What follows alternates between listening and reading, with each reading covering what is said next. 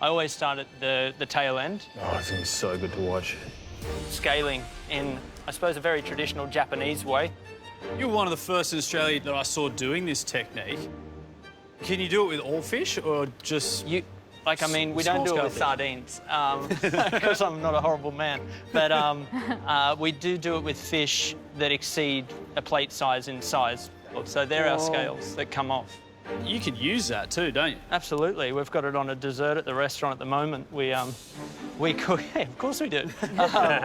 Something that we sprinkle atop of our fish fat caramel chocolate slice. Wow. We have a lot of fun. This is probably one of the quickest ways to gut a fish. We go in and we feel our way down like that. We turn the fish over and go in. Okay. So, now it's a matter of negotiating Please the don't organs give me out. that cut. Wow. Whoa. It's funny, you've done two things. You've scaled a fish, now you're gutting a fish, and they're two totally different ways that nine people out of 10 probably would have done before. Correct. This part now is like, OK, then we just throw it in the bin. And that's usually what's kosher.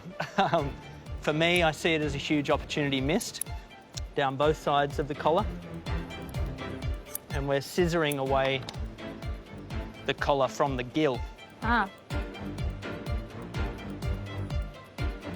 And now, who said it wasn't fish butchery? So.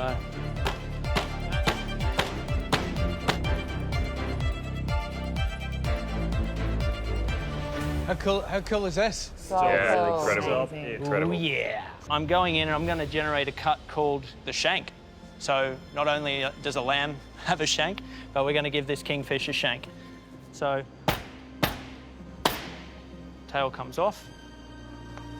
Okay. So I go in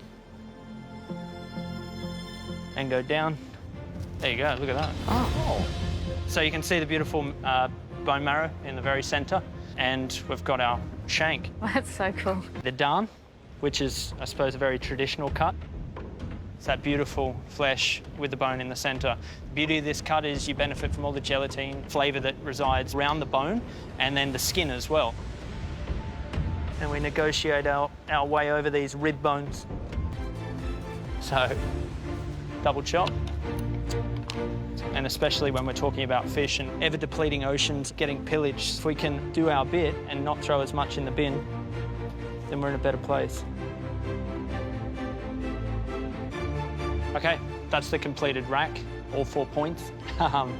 These are another type of rack, so they're a double cutlet. So starting from this end, we have the shank of tail, two beautiful darns, also known as a cutlet. This is our butterflied belly, full of fat and wonderful flavour. We've got a sashimi center cut loin without any bones at all. We've got a tail chop. We've got a 4-point rack, and you've got two double cutlets, or I like to call them a Barnsley chop, the collars and the head.